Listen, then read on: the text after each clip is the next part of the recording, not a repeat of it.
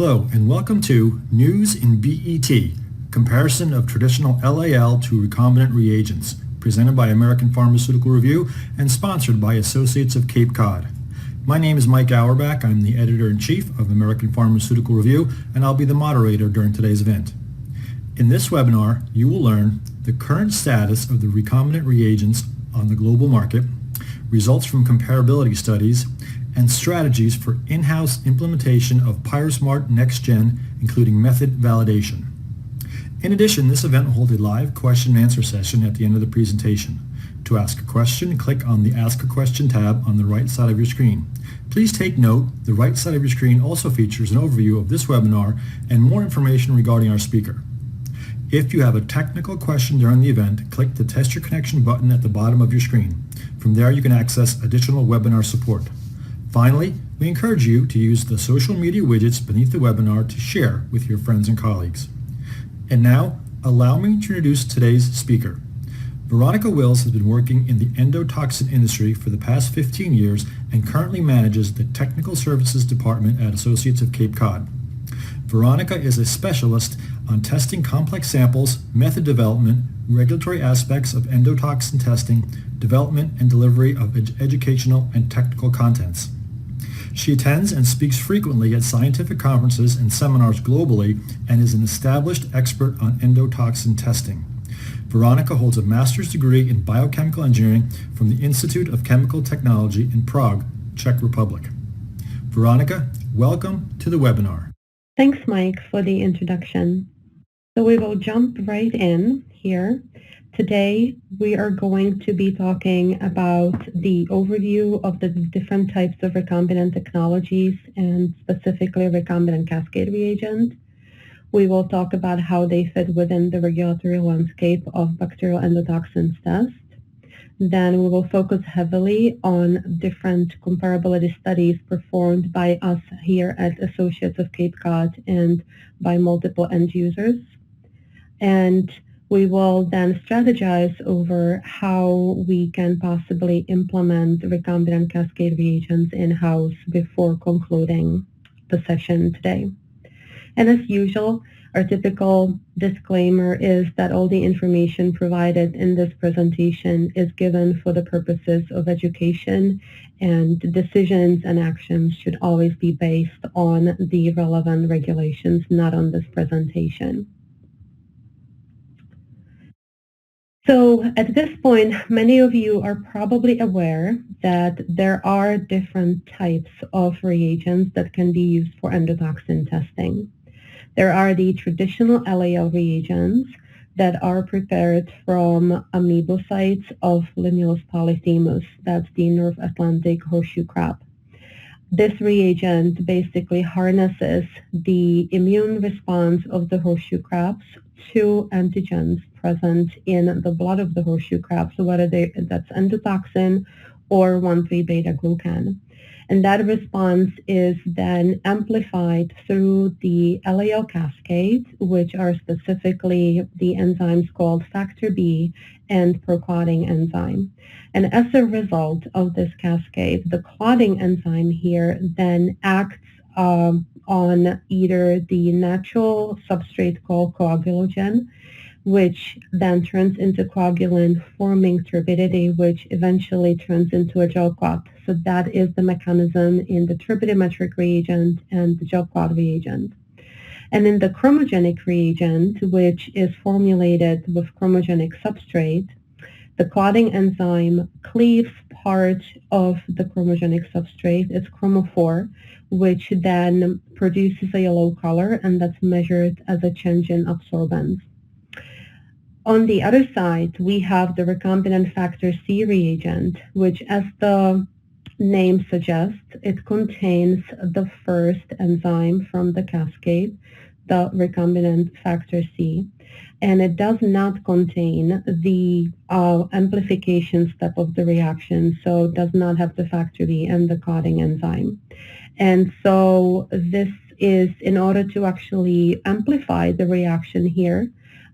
It is mounted on a fluorescent assay, so that is to achieve a sensitivity that is similar for the LAL reagents.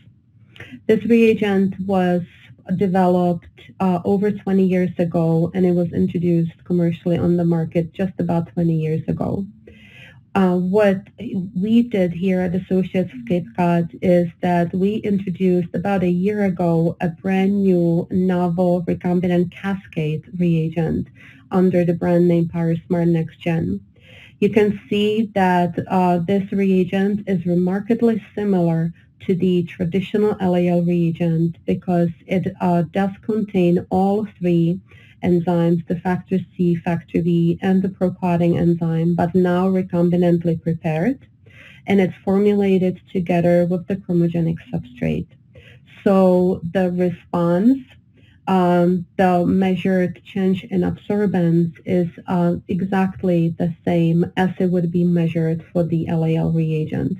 There is a difference, however, here, and the difference is that there is no factor G present here, so the recombinant cascade reagent is not going to be reacting with 1,3-beta-glucan, thus producing completely endotoxin specific assay.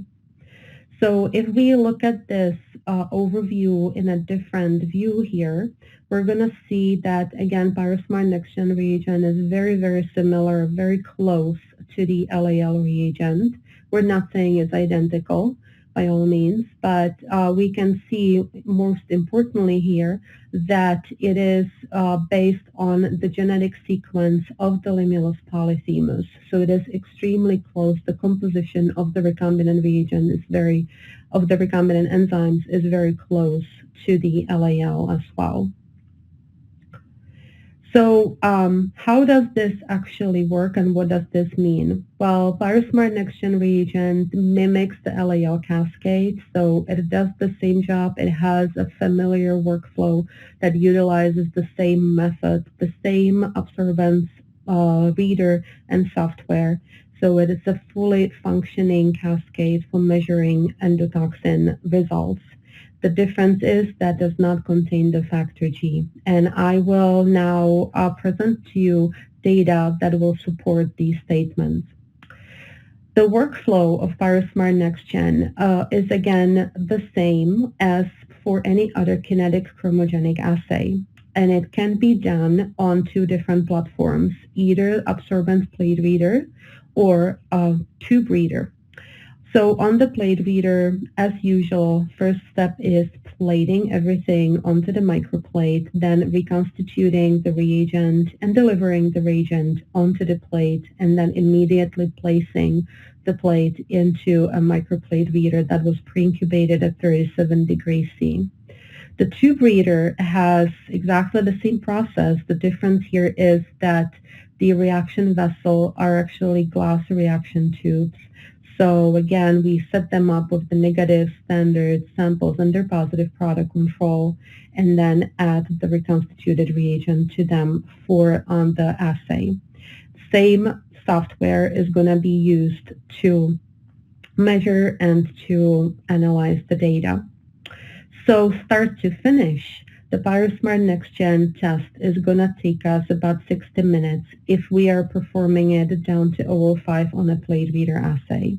So that's a huge improvement to the workflow in the lab because compared to other reagents out there which have a runtime of 60 minutes, so meaning the turnaround time, they have about at least 74 minutes or 110 minutes depending on whether the plate is already coming with predisposed standards.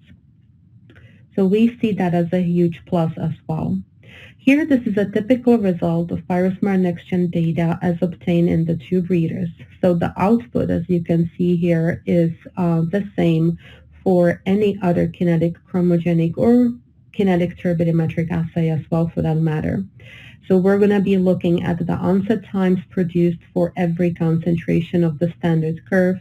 This is a curve ranging from 1 to 0.01 EU per milliliter. And you can see that the 0.01 is completed by 3,000 seconds, so that's 50 minutes.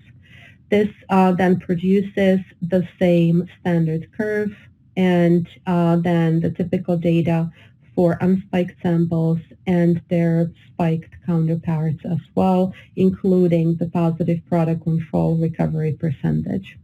So again, analysis on the output is the same as for any other kinetic chromogenic assay. But we would be remiss if we did not study the analytical performance of PyroSmart NextGen reagent under standardized conditions. So following the ICHQ2 guideline and the USP 1225, we studied the accuracy, precision, linearity, specificity, LOQ, and range of the reagent on both platforms. The data that you're looking at was generated from the compiled data from 28 different assays that were performed in 2 different sites, 3 different plate readers, 3 different technicians, 3 different days, 2 different lot numbers of the product. And notice here the range being 50 to 0.05 EU per milliliter, which is a standard range for plate readers, and the accuracy that was determined for the reagent as roughly 70% to 140%. So all of the criteria was met, and similarly for the tube reader, with all of the same criteria, however, a different range. The range here is now tighter. It's 1 down to 0.01 EU per milliliter, and the final accuracy being 83% to roughly 130%. Again, criteria met. So we know that PyroSmart NextGen works very, very well in essentially in water. This is all done in LAL reagent water. So with that, we can then discuss whether there is any room for the use of a recombinant reagent or PyroSmart reagent in general within the BET. The current regulatory landscape for recombinant reagent is shown on this slide. This is the 2022 status. So there are 3 different pharmacopoeias that have chapters for endotoxin testing: the Japanese, the United States, and the European Pharmacopoeia. The Japanese and the United States Pharmacopoeia consider all of the recombinant reagents, so whether it's RFC or RCR, to be alternative. The European Pharmacopoeia has a separate compendial chapter for RFC, which is number 2632.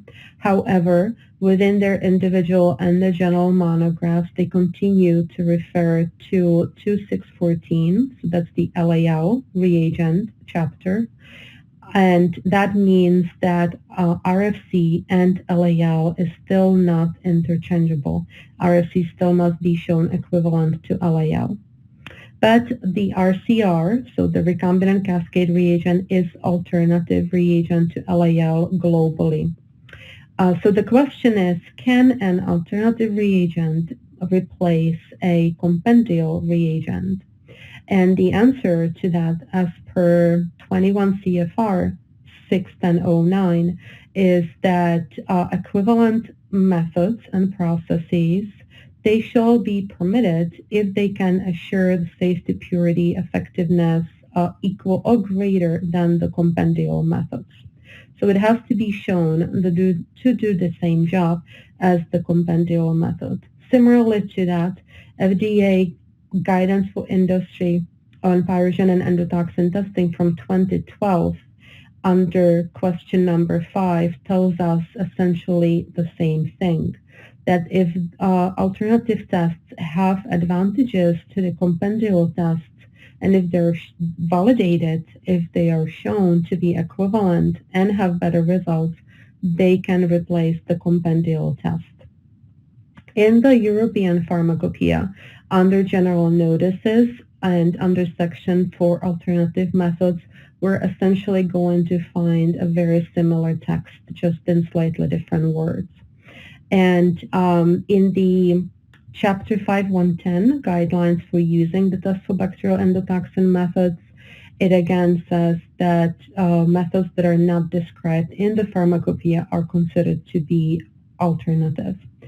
So On top of that, actually, the European Pharmacopoeia takes a step towards reducing animal testing, and this is based on their 3R context, the replacement, reduction, and refinement.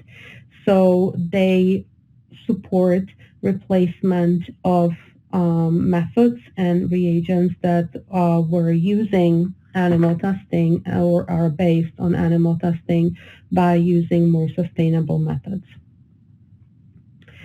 FDA's position on the use of recombinant technologies has been also made pretty clear that they support the use of alternative tests, and obviously as long as equivalence is shown between the compendial and the alternative test as demonstrated as per, again, 21 CFR 61009. So with that, we can safely assume that yes, it is okay to use an alternative test, but number one, there should be advantages. So what are the advantages of PyroSmart NextGen to LAL? Well, we believe that there are plenty of them, and many of them will present also improvements to the QC lab. I will start off here with standardization of the results. The results of PyroSmart NextGen are highly reproducible lot to lot, because this is now a recombinantly prepared reagent, so we have greater control over the composition of the reagent.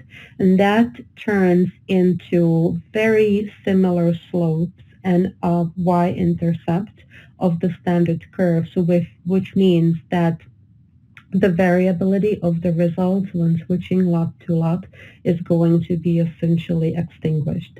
So that's very, very important. Again, specificity to endotoxin is very important, so no more false positive or enhanced results due to beta-glucans and having to show that it is due to beta-glucans. Speed and sensitivity of the test. So while the sensitivity remains the same, 0.01 EU per milliliter, which is real limitation of the instrumentation, that is now achievable consistently in 50 minutes in the tube readers. So that's very important, the quick turnaround time. And sustainability. No longer having to use a single horseshoe crab in the preparation of the reagent is very, very important to many of us.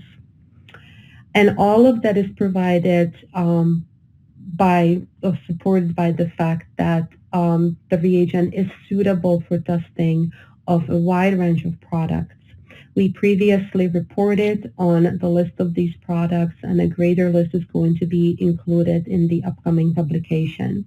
So it's very important that obviously PyroSmart NextGen reagent works in a variety of different in-process, but more importantly, finished drug products.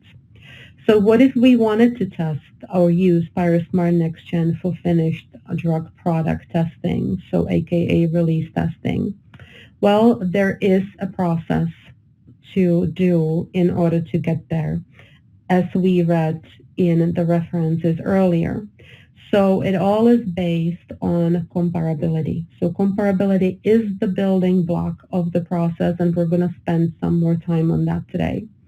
Comparability means that we're showing that the recombinant reagent is tested side by side with the LAL reagent on hopefully positive field samples. That's the wording out of the FDA guideline document. And that we can show that there is an equivalency between them. Only if we can show comparability, then it makes sense to notify a competent authority that we are thinking of switching from compendial to an alternative test, and then to actually perform the method validation. The product-specific method validation would have to be done on every single finished drug product, on 3 lots of it, using multiple lots of the recombinant versus multiple lots of the LAL reagent. So that's where actually most of the work would go, but that work would be also supported by primary validation and scientific literature. And then final step, which is typical for any validations that we have to do, that's the test for interfering factors, also sometimes called suitability testing, is then testing the product again, 3 lots of it, along with their PPCs against 1 lot of the recombinant reagent. So the results of the comparability testing and the method validation must be shown equivalent or better than the results that would be produced by the LAL test. And these requirements may potentially differ based on local competent authorities, of course.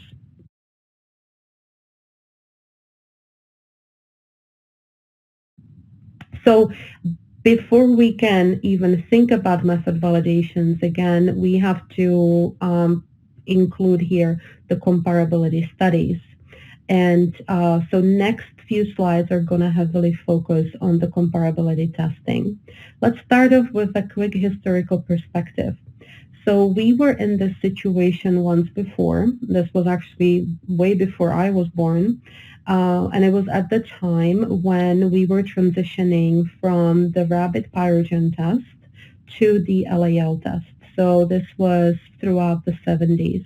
It was a long-term process, and it was based on the fact that the LAL test had multiple advantages over the rabbit pyrogen test. The challenge here was that this basically meant that we were switching from an in vivo test, the rabbit pyrogen test, to an in vitro test, the LAL test. There were no standards at the time for LAL manufacturing. There were no endotoxin standards, and there were no specifications for endotoxin either. So certainly a challenging process. And at that time, there were many, many testing samples performed. So the parallel testing was done on tens of thousands of RPT versus hundreds of thousands of LAL results. And the results were evaluated as a pass-fail test because obviously the in vivo method provides qualitative results only, while LAL results are quantitative.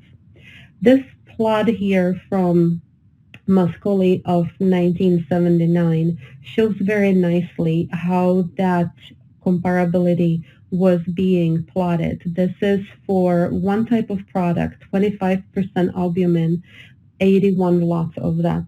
So the albumin was tested by both the rabbits and the LAL test. Then the results were plotted. So the results of 3 rabbit tests plotted against the LAL test. So what we're looking at here is basically the 2 zones of agreement. So the zone 3 means that the LAL test was negative, and the rabbit pyrogen test was also negative, which was most of the samples. Zone 2 means that both tests were positive. So the lots of albumin failed because they were above the specifications. The zone 1, it's actually potentially a danger zone because that's where we're looking at whether the pyrogen test was positive while the LAL test was negative. So we're looking at whether we have a false negative result. And that did not happen, not a single time. Zone 4 shows us whether we had a false positive result. So meaning pyrogen test was negative, LAL test was positive.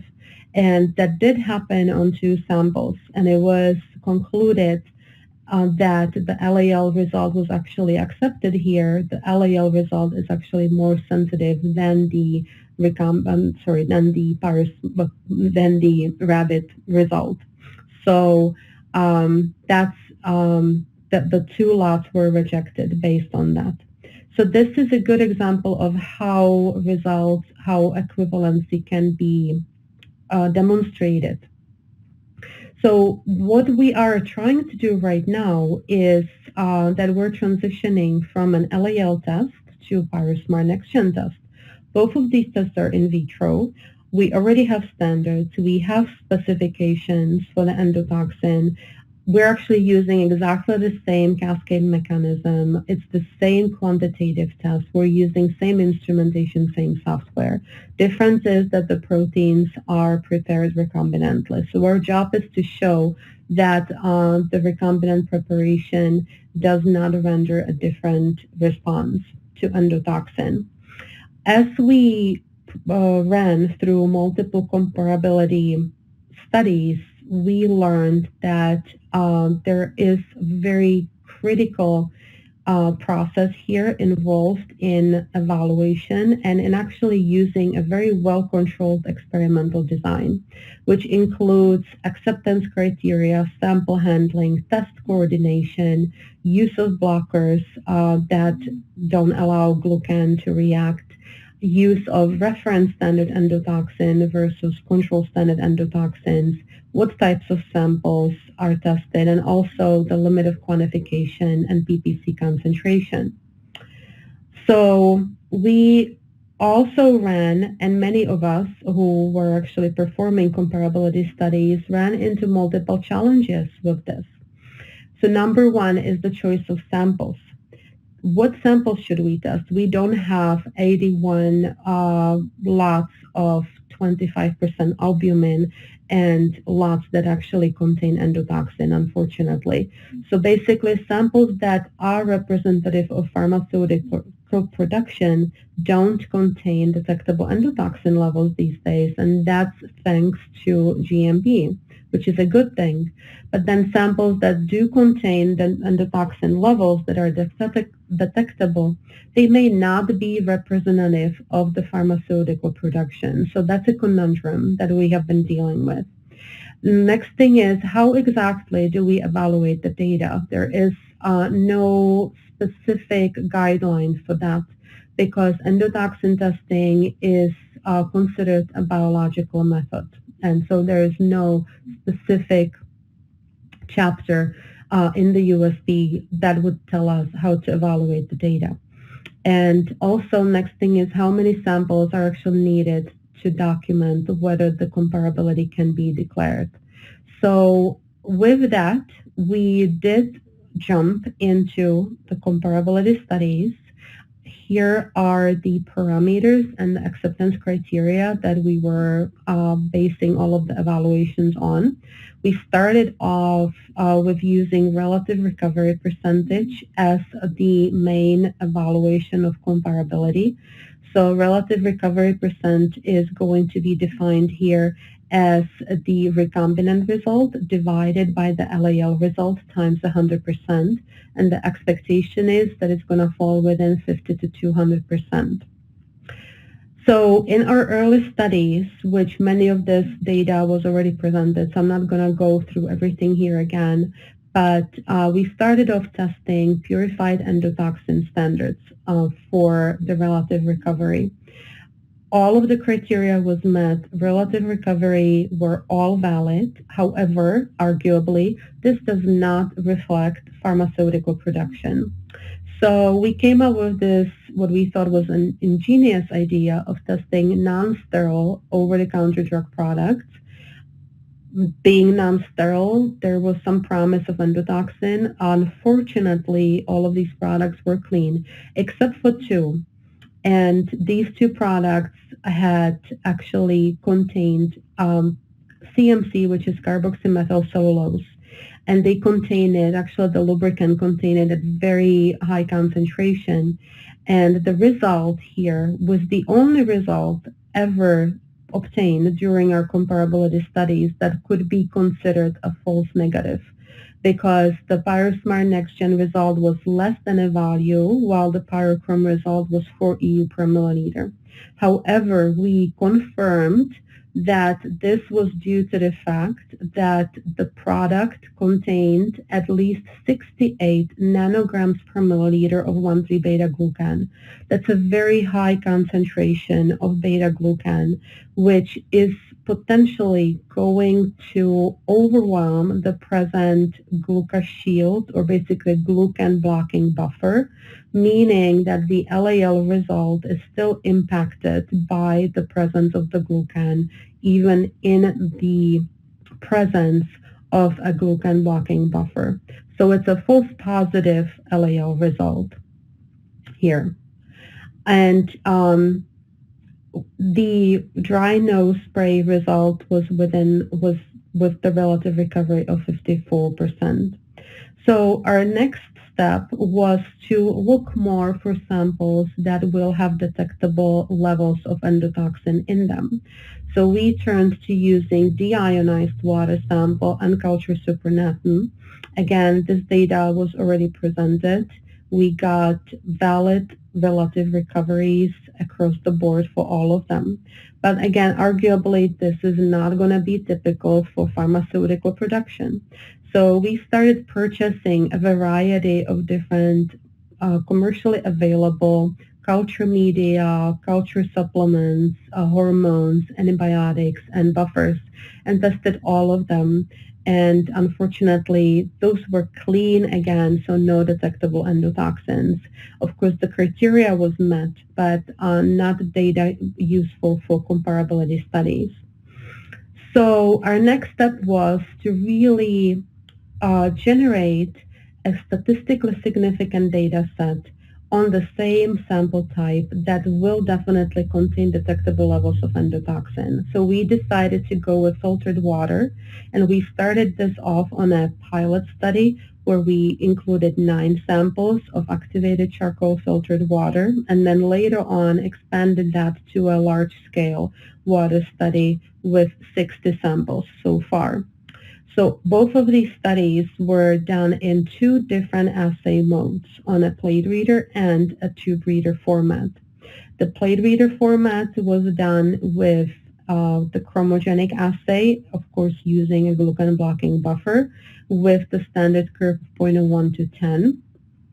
The tube reader format was done with a turbidimetric assay, and again with the glucan blocking buffer as well. So the results of the pilot water study were already presented last year at the USP Open Forum.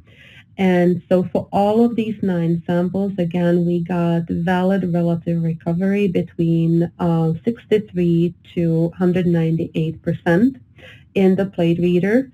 Same samples tested in the tube reader had a relative recovery between 96% and 191%, so all valid. So with that, expanding it to the large scale, where we essentially asked many volunteers around to bring their filtered water samples to us, we were so far able to collect 60 samples. Those samples were collected into provided borosilicate glass tubes with aluminum caps. They were stored for up to 10 days refrigerated, which was the validated storage. And then batches of 6 samples were tested on the same day by all 4 methods. So 2 assays done in the plate reader and 2 assays done in the tube reader. They were all tested at the predetermined 1 to 50 dilution, which was also used within the pilot study, and they were tested in triplicates. So the next thing is, before we get to the data, we want to talk about how this data was then evaluated. So we included in the evaluation only samples that had valid PPC recoveries.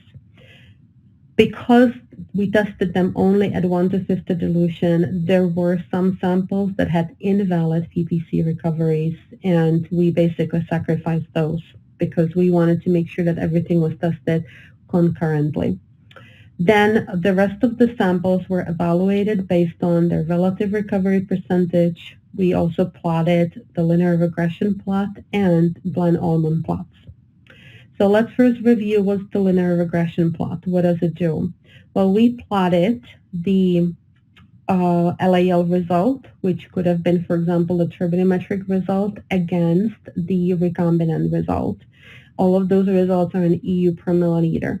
So what for the same sample? So basically, it tells us how those 2 sets of data correlate within each other.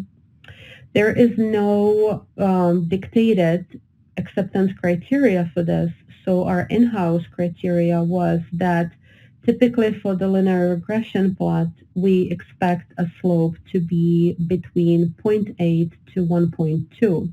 However, the accuracy of the endotoxin methods in general and of the LAL methods in general is 50 to 200%, while the accuracy of PyroSmart NextGen, remember from the method validation data, for the plate reader was determined as 71 to 140, for the tube reader was 83 to 129. So to kind of find a compromise here, we chose the acceptance criteria to be between 70 to 130%, which is a slope of 0.7 to 1.3. So when we're plotting these, we're going to be looking at whether the slope fits within 0.7 and 1.3. Blend almond plots are less known for analysis of data, but they are referenced in the ICH M10 ligand binding assay. They are often used in analytical chemistry as a method of data plotting in analyzing agreement between two different assays.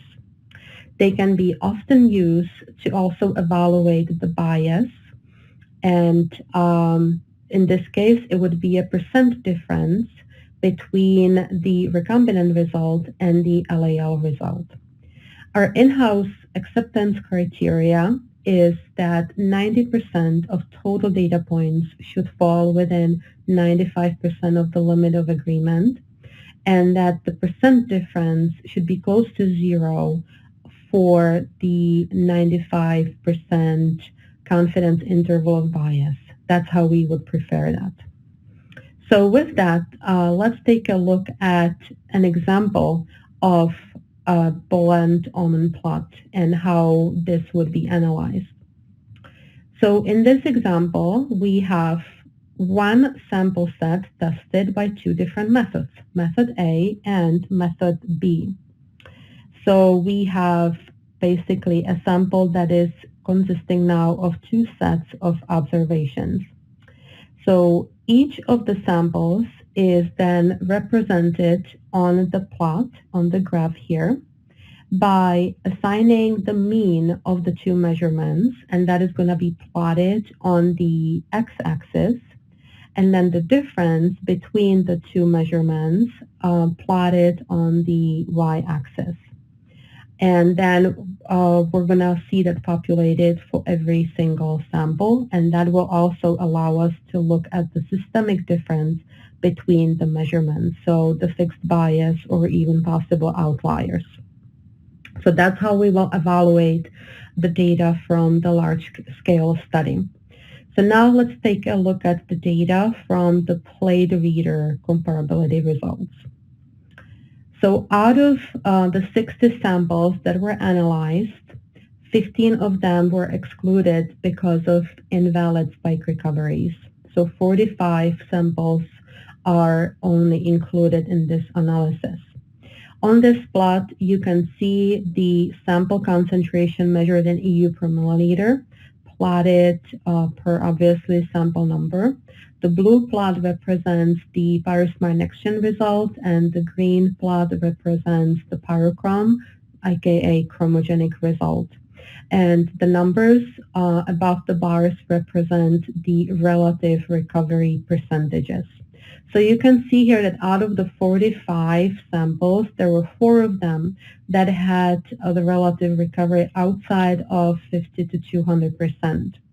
So 3 were actually below 50% and 1 was over 200%. So 95% of the samples had valid relative recoveries, which we think is really good. When we plot these results against each other on the linear regression plot, we got a slope of 1.028, which is well within the specification of 0.7 to 1.3. So we're happy with that as well. And when we plotted the blend almond plot here, 96% of total data points were within the 95% of the limit of agreement. So that again did jive with the in-house specification. And the bias line here is close to 0, it's actually -8, that indicates that the percent difference between the two methods is close to 0. So that means that it's basically, it's producing essentially very, very similar data. As a side note here, some of the data that was measured on the plate reader platform was actually prepared manually, and some of the data, so some of the microplates were plated automatically by using the Andrew Plus robot, which was previously qualified for the use with PyroSmart NextGen. So automation was already used in the generation of this data. Now we're going to look at the data from the tube reader comparability results. So again, this is the plot that shows us the actual data for the sample set. Out of the 60 samples, we had to exclude 13 of them because those didn't have a valid spike recovery. And we have here 5 samples that had relative recoveries outside of the 50 to 200%. So when we look at that a little bit more closely, there were 5 samples that were below 50%. They were just slightly below 50%. So that's 11% total. So 89% of the total had spike recovery, had relative recovery within the 50 to 200%. Linear regression slope was 1.24. So again, that is valid. And the blend almond plot yielded 94% of the total data points within the 95% of the LOA. And interesting here is that the bias was negative 40, which indicates that the PyroSmart NextGen results tend to be about 40% lower than the PyroTel-T result. So that indicates a bias in the method. The question, though, is it a bias of the recombinant method or is it a bias of the LAL method? And we'll put a pin in it for right now and come back to this few slides later on. So we also concurrently ran end-user comparability studies. So we actually opened the use of the PyroSmart NextGen reagent to the end users with the goal that hopefully it was going to be used for samples that represent the pharmaceutical production and that also contain detectable levels of endotoxin. So those were samples that we normally would have a very limited access to. We provided the end users with an evaluation protocol. We provided them with the reagent, and within the protocol defined, again, very specifically the conditions under which the samples and the studies should be done. The end user then provided their in-house samples as validated by their LAL methods, their own validated instrumentation and software, and obviously also qualified LAL reagents, and they used their own LOQ and positive product control concentrations. So on the next slides, I am going to present results from these end-user comparability studies. First set here, and this was already presented earlier, is results from non-GMP products. So these products contained some nice levels of endotoxins, relative recovery valid. Here, this is a set of results performed by a renal lab on renal water samples. One sample out of the 7 had an invalid spike recovery, so it's not shown here. 2 relative recoveries were over 200% here. Okay. Then we have new data here. This is a comparability study performed by a state control lab done on a plate reader.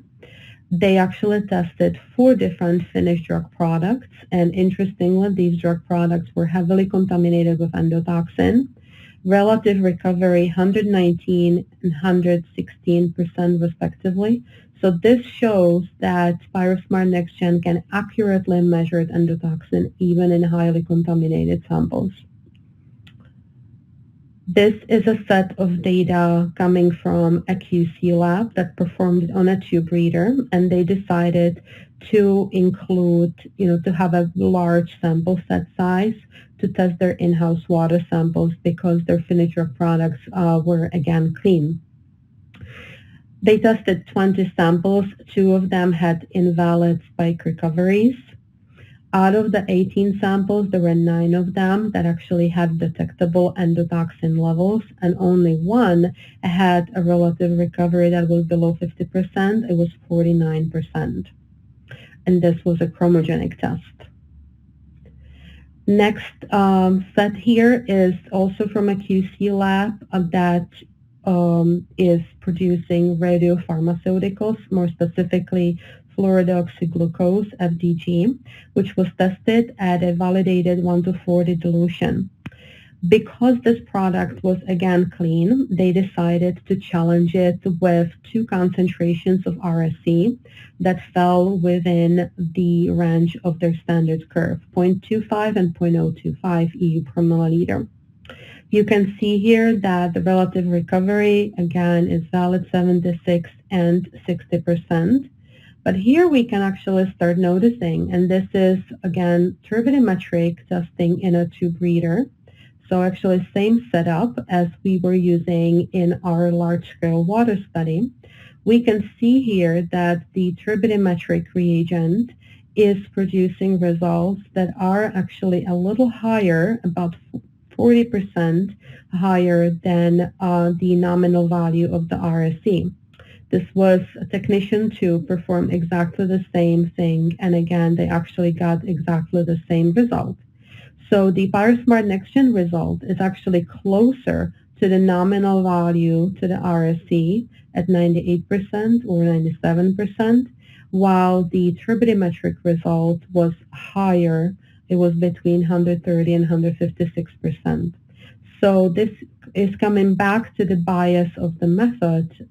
So the question is it really a bias of the PyroSmart NextGen, or is it more of a bias of the turbidimetric assay in the tube reader?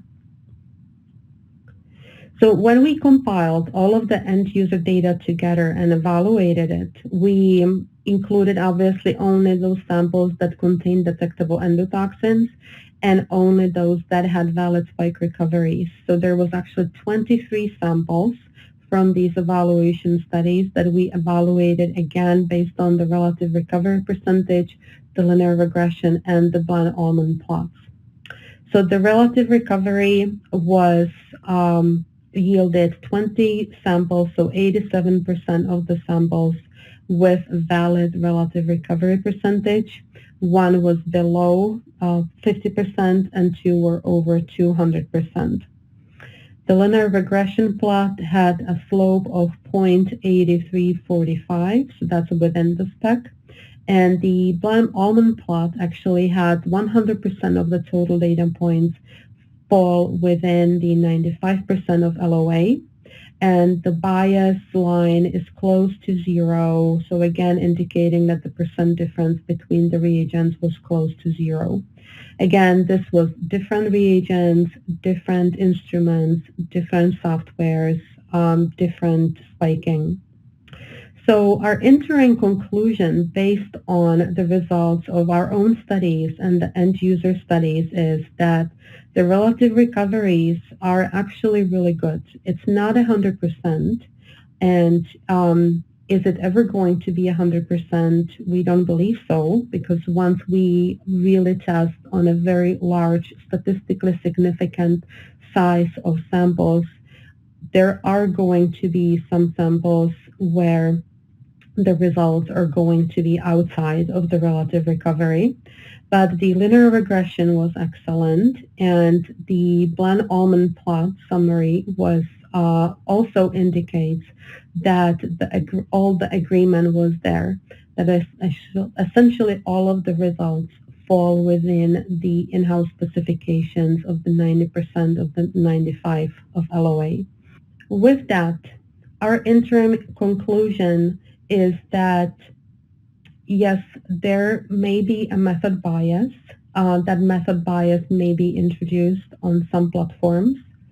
And it certainly makes a PyroSmart NextGen, based on the final results that were reported, makes it equivalent to the LAL reagents, whether they are chromogenic or turbidimetric, within the tested sample set. So based on the many shown advantages of PyroSmart NextGen and the equivalency that we have shown so far, we think it can be safely concluded that PyroSmart NextGen is suitable candidate for early in-house implementation. So what do we mean by in-house implementation of PyroSmart NextGen reagent? There are many areas of testing where PyroSmart NextGen can be implemented now with training and with qualification and some suitability testing, but without any additional input from the regulatory bodies. These samples would include dialysates, dialysis water, non-GMP products, R&D samples, and investigation samples that support investigation for glucan presence, any research samples. There's no reason why PyroSmart NextGen should not be used there. In addition to that, within the pharmaceutical and the medical device industry, and especially if supported by risk analysis and in-house assessment, PyroSmart NextGen can be also implemented on in-process waters, which is a huge proportion of daily endotoxin testing, and here in the U.S. also for raw materials and in-process samples. And the data generated from this, especially if it's performed as a comparability test, may be then used towards further documenting whether NextGen is equivalent to LAL. Now, if we want to use PyroSmart NextGen for testing, routine testing of finished products, whether it's drugs, biologicals, or medical devices, this certainly is more of a long-term goal because it requires a regulatory review and regulatory approval. However, ACC provides the primary method validation data, so non-specific to the product, scientific literature, and a comparability protocol. And again, these are the steps that take us to the validation to use PyroSmart NextGen for finished drug product testing. And PyroSmart NextGen obviously would have to be shown equivalent to or better than LAL. And some people ask questions about the quality of recombinant reagents in general, and they ask whether recombinant reagents are licensed by the FDA. So they are not currently licensed because there is no mechanism in place for that within the FDA. However, here at ACC, we are an ISO 13485 certified GMP facility, and we actually hold an FDA license for manufacture of 6 different reagents on top of actually 2 different reagents that are registered as 511K medical device, and they're CE marked. So the PyroSmart NextGen reagent is manufactured under exactly the same quality standards, same conditions, in addition to additional requirements that apply to manufacture of recombinant therapeutic proteins. So the quality is certainly there,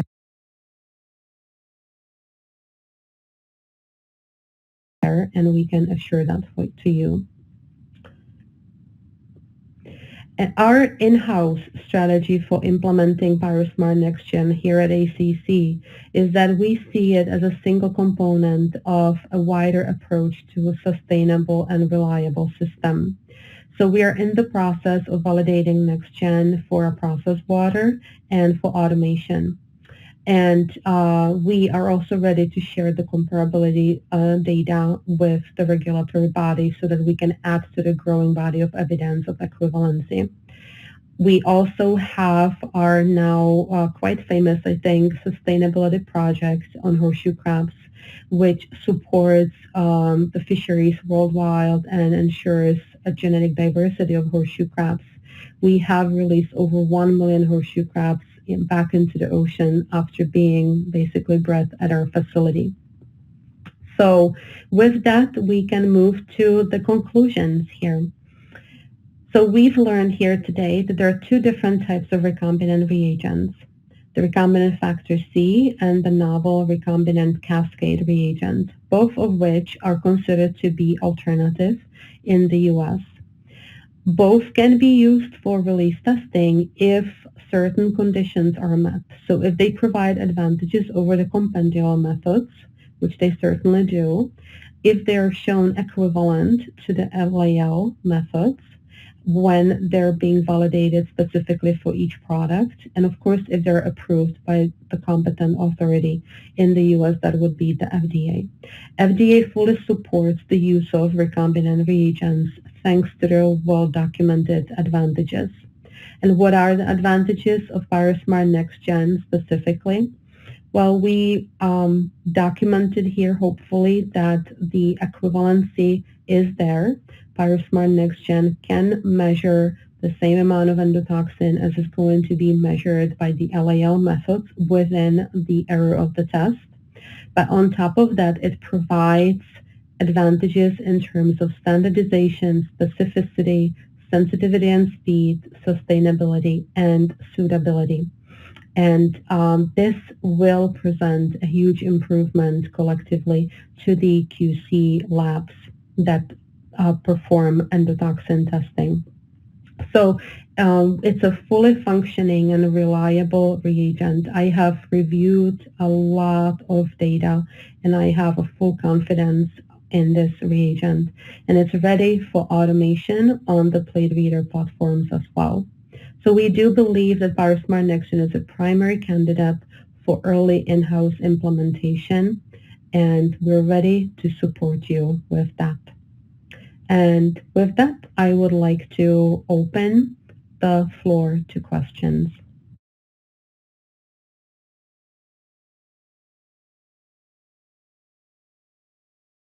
Thanks, Veronica, for your excellent presentation.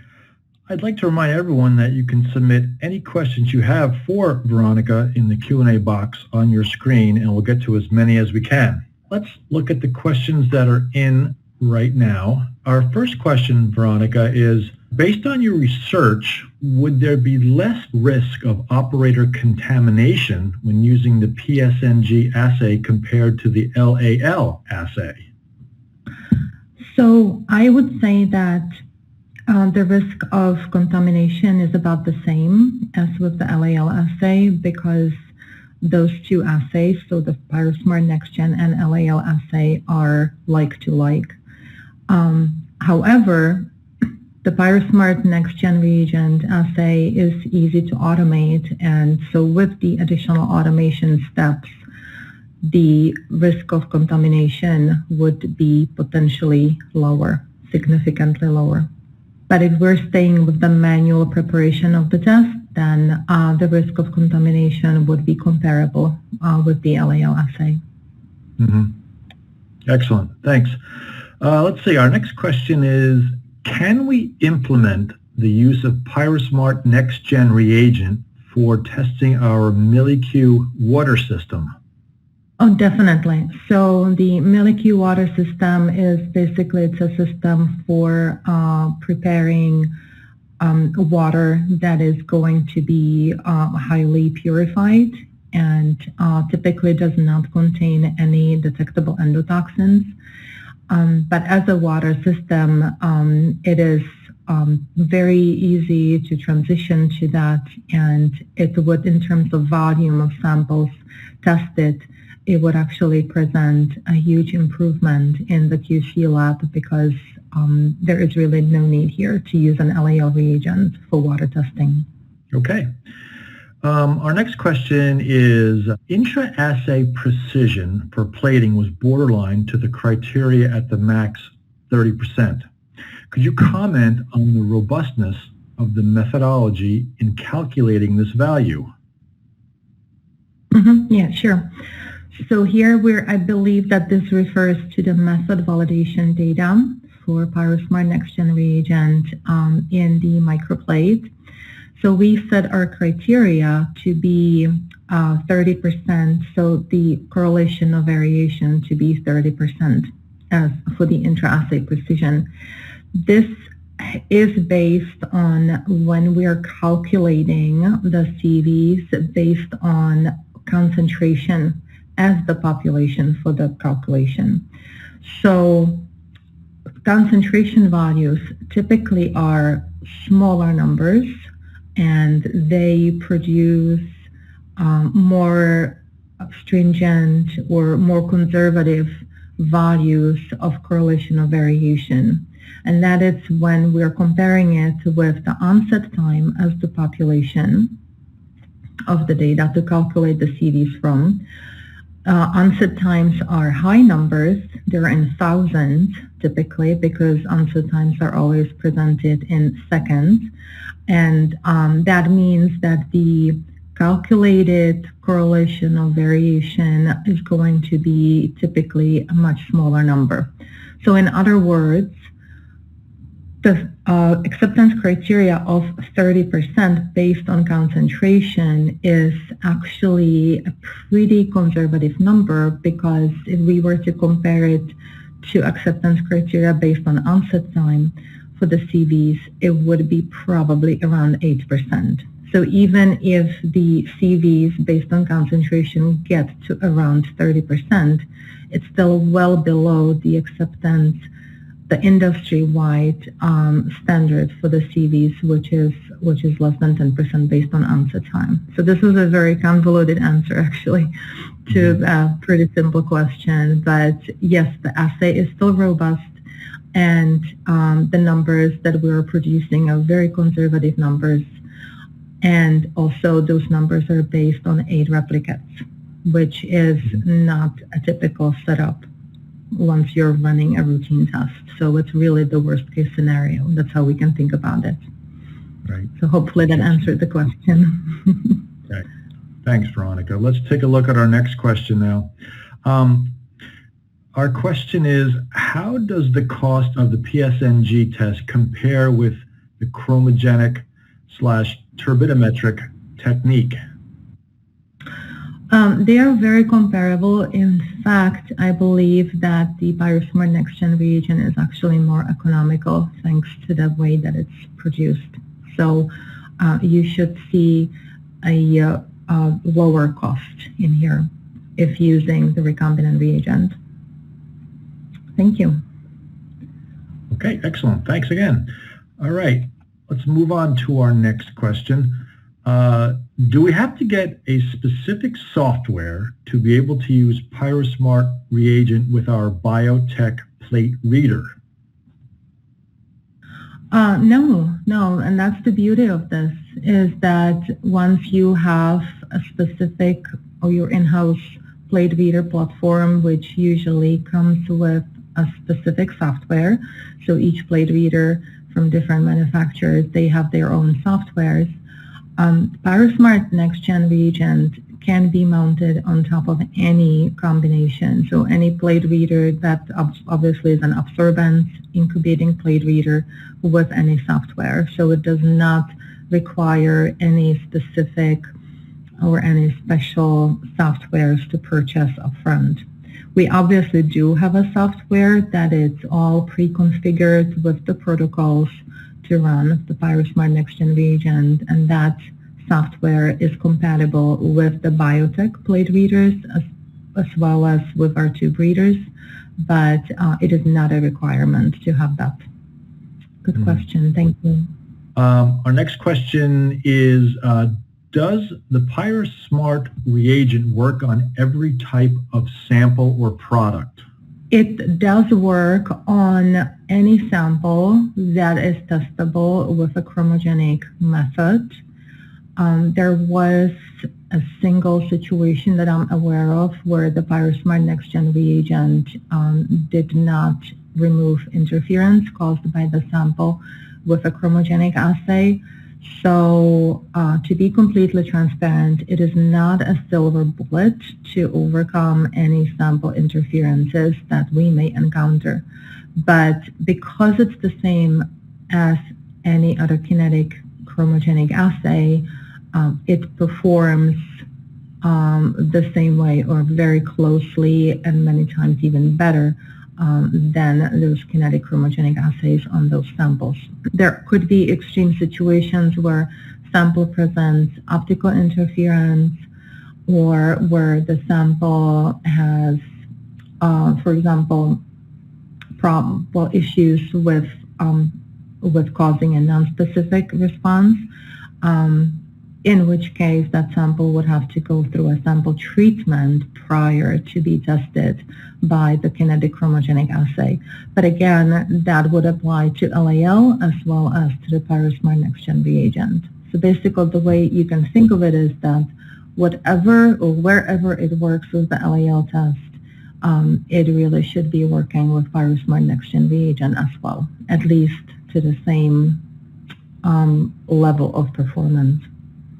Thank you. Excellent. Thank you. All right. Our next question is, what automation platform are you planning to use? So in the studies that we were showing today, more specifically in the large-scale water study on the plate reader, we were using an automation platform that's called Andrew Plus Robot. So that's kind of a middle of the line type of a automated platform, which does not take a lot of lab space, has been already qualified with both the chromogenic as well as the recombinant chromogenic assay. And it's actually pretty easy to configure for the lab needs. It's not a huge type of a robot as other robots are. We do know that there is some ongoing work on using other automation platforms as well. So it certainly doesn't mean that there is only one type of automation where this works. But basically, we would expect that any type of automation platform that is using microplates should be configurable for the use with PyroSmart NextGen reagent as well. Thank you. All right. Our next question is there still ongoing work on other methods that can do BET? As far as I know, there is no ongoing work on developing a recombinant reagent for gel clot method or recombinant reagent for the turbidimetric method, because those two methods would require to clone and express, so basically to recombinantly prepare also the coagulogen, which is the natural substrate that the clotting enzyme later on reacts with. And the coagulogen is a very large protein, and I don't think that right now there is any, especially prior to acceptance of the recombinant reagents into pharmacopoeias, I don't think that there is any ongoing work on that. It's certainly something that we may want to look into perhaps down the line when the use of the recombinant reagents is more global and more accepted. So that is certainly something that we may review at that time. Thanks, Veronica. All right, let's take a look at our next question. Do we still have to include a standard curve when we use the recombinant reagent? Yes. So we would still use and still follow the same procedures as they are defined in the bacterial endotoxins chapters in the pharmacopoeias. So we still use a live standard curve with every test. The curve could be a short curve, it could be just that 3-point standard curve if needed, along with the negative controls. But we continue to control the test exactly the same way as we would with the LAL test. Some softwares may allow the use of archived curves, and that is something that once the lab qualifies, once they achieve proficiency with the test, they may certainly look into that later on. I don't recommend doing that right away. And with the use of the reagent, the recombinant reagent, with the reagent being so standardized and so reproducible, we do expect that the archived curves should be performing really well, but it also means that the entire test has to be very, very well controlled. And that's something that, again, has to be, prior to setting up the archived curves, it has to be properly qualified, and the technicians have to be really proficient with that. So certainly don't recommend that for any new users or any labs that are starting out. Okay. Thank you. Okay, let's look at our next question. Does PSNG have to be reconstituted like LAL reagent, and what is the shelf life? So yes, PyroSmart NextGen, again, it's like to like with the LAL reagents. So it is configured even within the kit the same way. It's provided with a reconstitution buffer. Once it's reconstituted, it is designed to be used basically as soon as possible. That doesn't mean that there is a short shelf life, but it is, from the standardization point of the test, it is always best to use these reagents fresh. And so that's what we do, and then that's how we also define everything in our protocol flows and in our SOPs. The flow that we looked at today showed that the PyroSmart NextGen reagent is going to be reconstituted once we have either the microplate ready to go or all of the reaction tubes prepared and ready to go. And then the reconstitution time takes 3 minutes.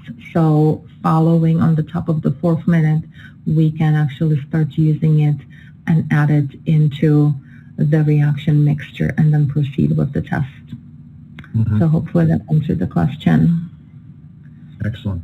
Thanks again, Veronica. Our next question is, if I want to use PyroSmart NextGen for testing finished product, do I have to go through the method validation for each product separately? Yes. So yes, the answer to this is yes. And that is because the reagent is considered to be alternative reagent to the LAL reagents. So it means that the method validation is done directly in the sample. The sample basically acts there, or the product, I should say, acts there as a diluent or the matrix. It's actually the matrix for the standards and all of the testing for the accuracy and precision using multiple concentrations of the standard endotoxin would have to be done directly in that product. And then once it's completed on one product, then it's all reviewed and signed off on, then we can move to performing the same on the next finished product. So this is where obviously the testing does become a little bit lengthier, but we still believe it's worth the effort considering the performance of the reagent and considering the sustainability here. Excellent. Thanks, Veronica. All right, our next question is, can I use the reagent for testing medical devices? Yes. Medical devices are tested here in the U.S. We have a specific chapter for that. It's Chapter 161 in the United States Pharmacopoeia. And this chapter refers to using the Chapter 85, bacterial endotoxin chapter, for endotoxin testing. So we can test medical devices using PyroSmart NextGen reagent. The performance is excellent. We've done that already on many different types of medical devices. But again, if the medical device is a finished product, it would have to go through the method validation because of the status of the reagent. So yes, it can do the job as long as we perform the method validation on it. So same thing would apply to the medical devices as to the death to the drug products. Thank you. Thank you. All right. Well, I believe that's all the questions we have right now. I'd like to thank Veronica for sharing her knowledge with us and also offer a special thank you to Associates of Cape Cod for sponsoring today's event. Please keep a lookout for an email containing a link to view this webinar on demand and to share with your colleagues. Thank you for attending the webinar, and please enjoy the rest of your day.